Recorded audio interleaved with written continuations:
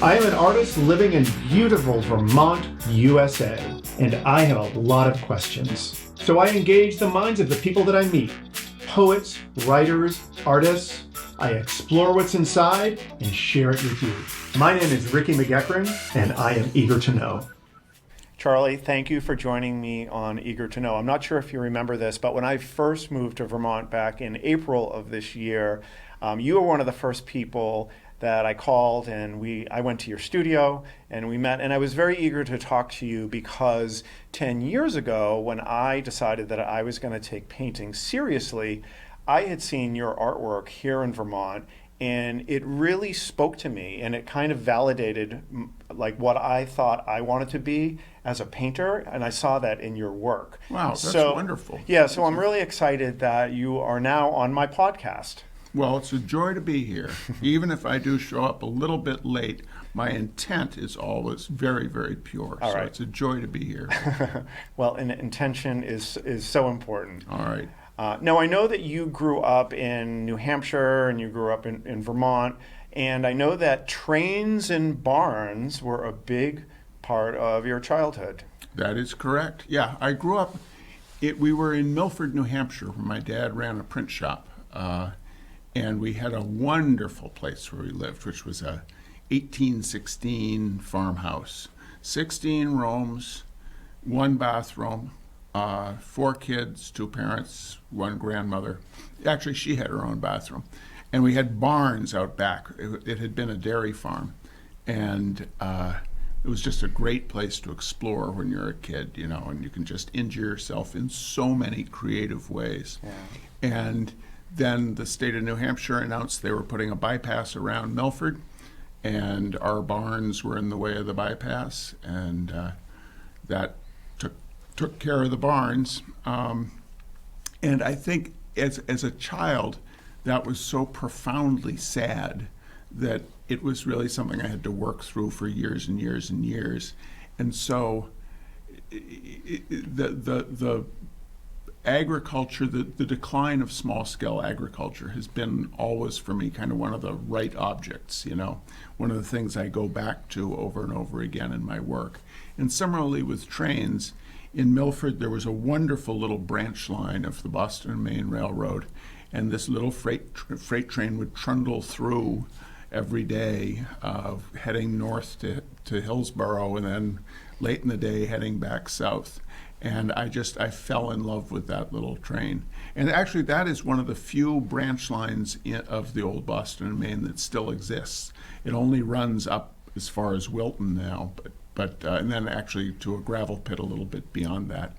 But at least that line still is with us. And I think you had mentioned that I'd seen somewhere that you were impressed by the what was written on the cars. Yeah, and things like that. Yeah. Oh, the moment I fell in love with trains is etched in my mind. I was on my way back from Little League, and the southbound little branch line train came through, and the late afternoon light was hitting the side of the boxcar, and the boxcar said Nickel Plate Road, and I just thought that was the neatest name. The typography was great, and the name was so mysterious. What is a Nickel Plate Road? You know, and eventually found out. That is so, I feel like you're so lucky that something like that made an impression on you as a kid, you are able to keep with you as an adult, and you're able to use it as material or fuel or however you want to call it for your creativity. Well, I was very, very lucky in that my parents were really supportive of my doing art. I mean, I remember once saying to my mom that I was reading a book on advertising. And I think in most kind of middle-class families, the parents would be, oh, thank goodness it's a creative channel for his art, you know. Yeah. And my mother would be like, well, you'd have to kind of sell your soul to the devil to go into advertising, wouldn't you? So I mean, they were very fine with me going ahead doing art, and they were not terribly enthusiastic about my turning the art to commercial ends. Which you never did, right? Oh, I was a graphic designer. Oh, you were a graphic designer. It's funny, you know, I think about that now. My dad ran a print shop. He knew how to run the press. He knew how to do layout. He knew how to distribute type.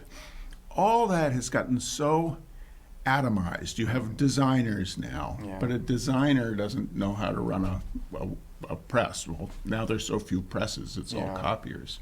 But my dad really could do Everything. just about everything. Yeah. The presses were always so temperamental that when he went into business for himself, his print shop in Milford grew and grew, and he never got time to print anymore. He was having to, manage. Be the business Yeah. manager. And he hated that. Yeah. So he sold when they put the highway through.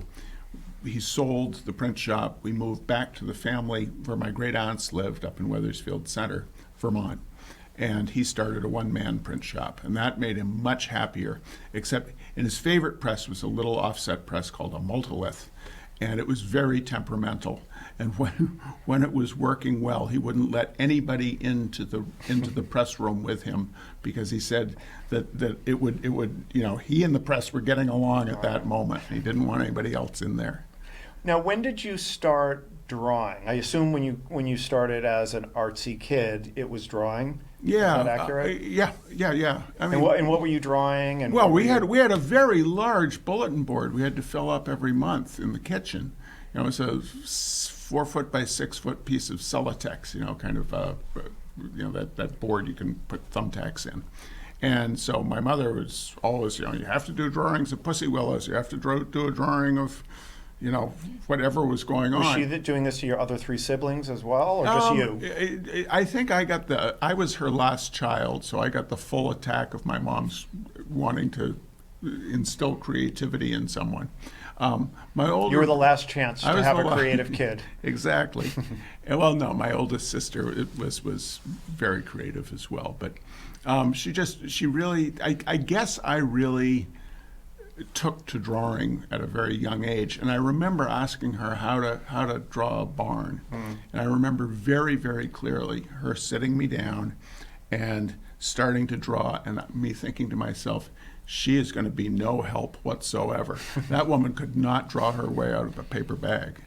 Do you think that you were gifted as a drawer, or do you think that it's something that you just kind of learn from doing? It sounds like from the comment you just made about your mom, maybe there's a little bit of a genetic predisposition or just who you are.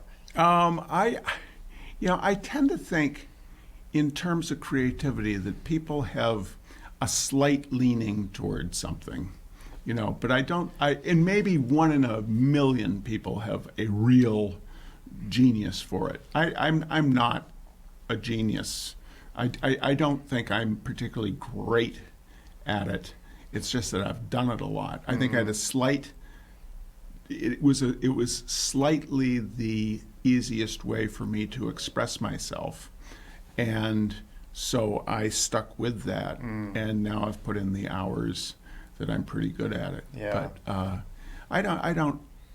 I certainly don't think I was extraordinarily gifted. Yeah. I remember I took a class at the Florence Academy of Art in Florence, Italy, and I remember the painting teacher saying that it's not about being gifted, it's about doing the work. Right. Well, but I think you've got the gift is knowing what creative pursuit is the one that's most open to you.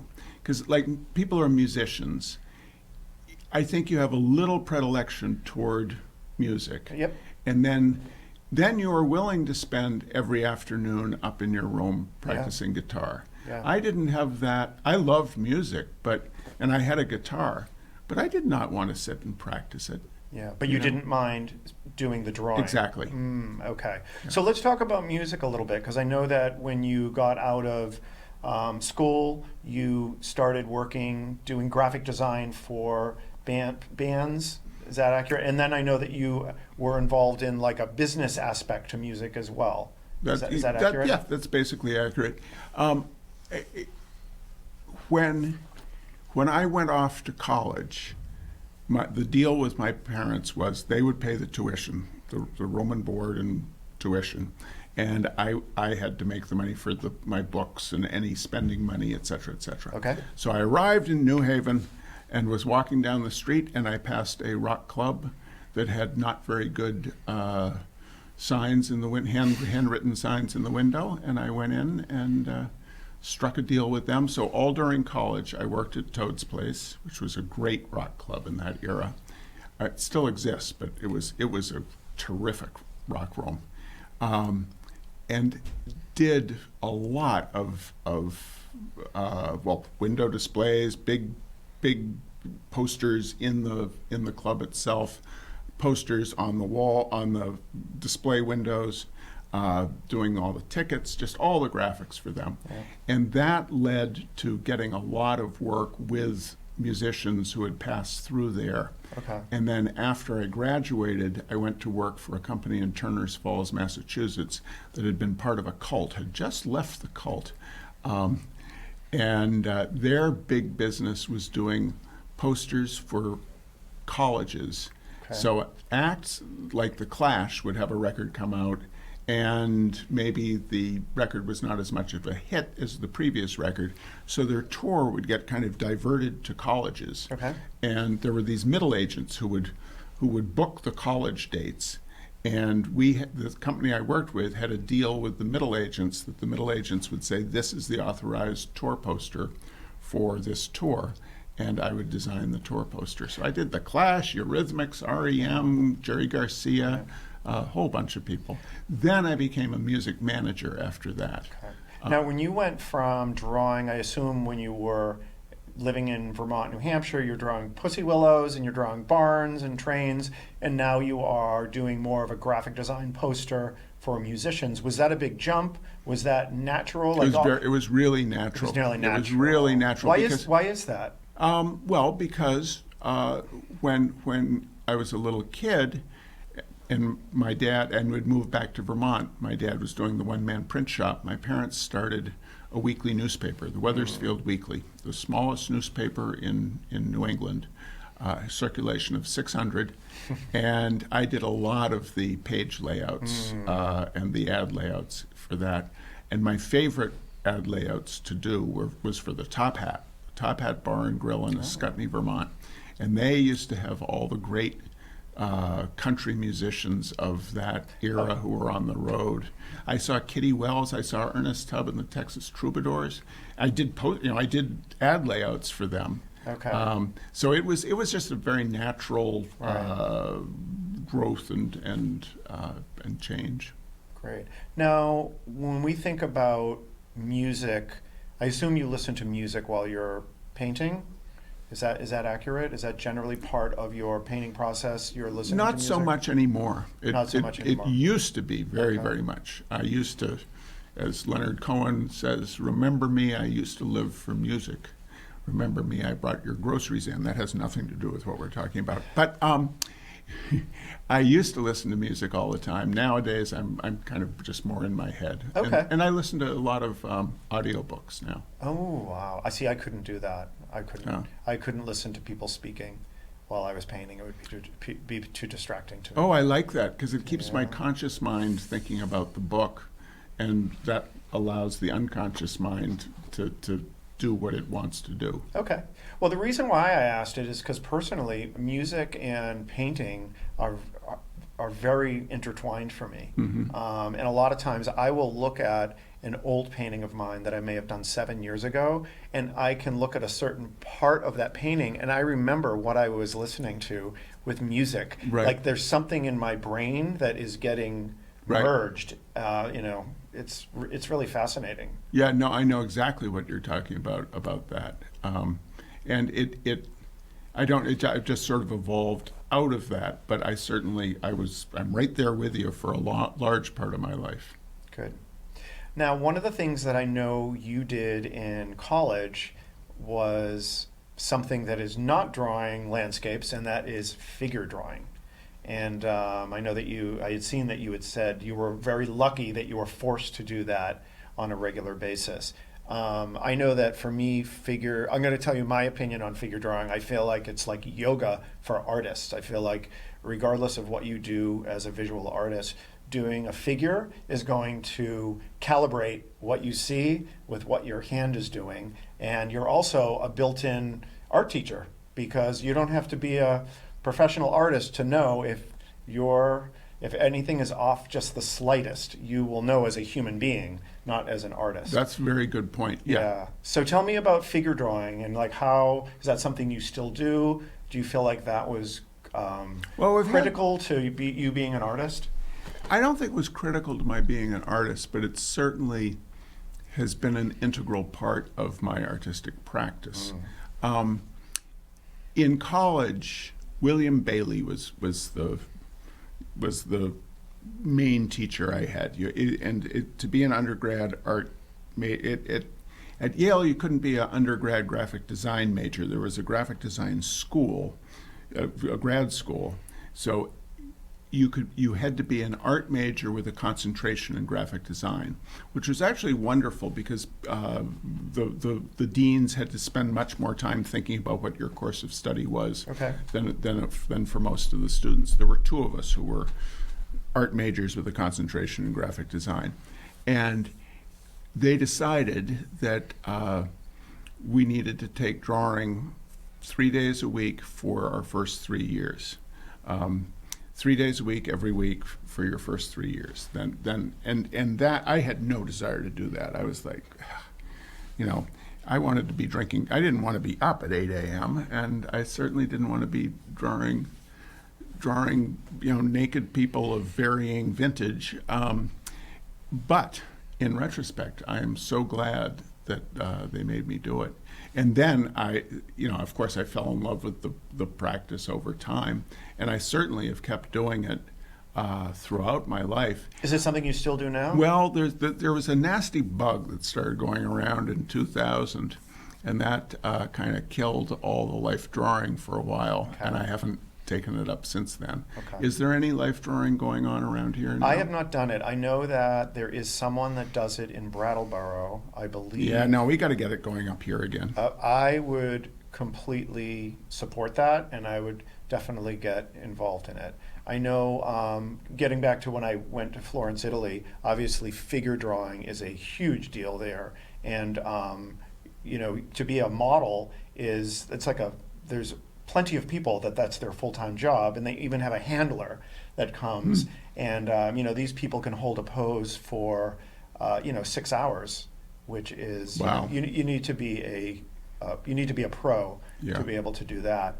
But I would love to do it more regularly because, as I mentioned to you, I just think it is such a great foundational skill as a visual artist to do. I think it fine-tunes and recalibrates at the deepest level like I said. Yeah, no, I think that's one of the best descriptions of why it's worth doing that I've heard. Because you just hit the nail on the head with the thing that if you get it wrong, you got it wrong.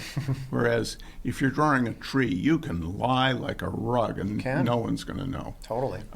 But yeah, they were doing it at Main Street Arts in Saxon's River for a while, but then that's fallen by the wayside. So we should campaign to get them to do it. All right. Well, I'm involved in Main Street Arts now, so maybe we can make it happen there. Well, they had the thing that was great during the aughts and teens, the life drawing up here is that they got a lot of the people from the New England Circus Arts School, and so they were really flexible and could hit remarkable poses.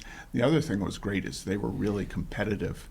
So you could say that, like, well, Raven, she held this pose for 2 hours last. I can do that. So it's like, yeah, that's the kind of person you want to be having pose for you.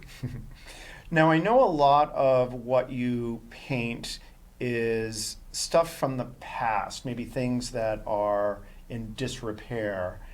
That is something that I have an affinity for in some of my painting. I know that I like to think of it as something was once new and it's no longer new anymore, but maybe you can see some of that shining through.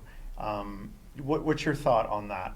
Yeah, I think there is an inherent attraction to man-made objects that bear the traces of wear and tear.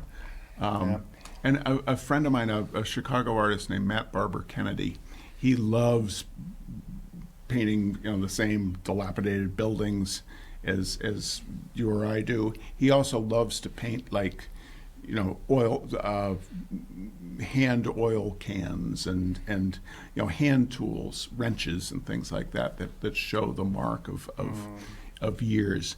And I think that is, it ties us to what has come before. And I think the older we get, the more hallowed the track of human history becomes. That you when you're a kid, you see an old wrench, you say the old wrench. When you're an adult, you see an old wrench, you say, I wonder where that is, where that's been. When that was a brand new Craftsman wrench, was it working on a Edsel? Was it working on a GTO? Was it working on a Gremlin? I remember years ago, I went to Chicago, and there was this liquor store with the sign with all the flickery bulbs that they have there, and it was very elaborate, and it was a green sign, and it was very large, and there was a homeless person like passed out in front of it, and it was in a area of town that was not a great area of town. And all I could think of was, at one point, this sign was brand new. They probably had a party celebrating our new sign, and they invited their friends and their business associates, and they had such hope for their business in the future that they invested in this beautiful sign. And I could still see that in the sign, even though it probably had 3 flickering bulbs remaining. But yeah, it's kind of the same exact thing as the example that you just gave on the toolbox, right. The hand tool. What you're saying about that sign at the liquor store reminds me of the great Fred Eaglesmith song "White Rose," which he's Canadian, and White Rose was a Canadian gas station chain, and it's using the metaphor of the sign as the kind of diminution of dreams. Because it's that big white rose up on the sign. It was the innocence in all our lives. You could see its neon from half a mile out, And now, of course, the sign is derelict and the station is closed. So yeah, I think stuff like that has a tremendous heart pull, on us. Nice. Now I know that you are a big part of the community in terms of a lot of your time is invested in at least the Bellows Falls community where we are right now. I don't know if the broader community. Have you always been that type of person, or is that something new? Tell me about that aspect of you. Well, in 2021, I started working with the town to help kind of develop and market the Bellows Falls Opera House. And I'm taking that pretty seriously, and basically it's like a half-time job right now. It could be a full-time job, but since it's volunteer, it's a half-time job. Thank you very much. I think it's important to do volunteer work. I mean, especially if you're in a position where I do well enough with the art that I am not starving. Okay. So I have time to give to the community. I think anybody in my position should be doing that. Okay. And one comment about the Opera House is they do movies there, and they are $6. Yes. And it is also $5 for a popcorn soda candy combination. The triple up. Which is reason enough to move to the area. And we show first run movies for $6, and then every Wednesday we have Classic Film Wednesdays, which is sponsored by a person or business. They get to choose the movie. No Disney or Fox, unfortunately. They don't license to little movie theaters like ours. But it's a wonderful way to see a beloved movie on the big screen.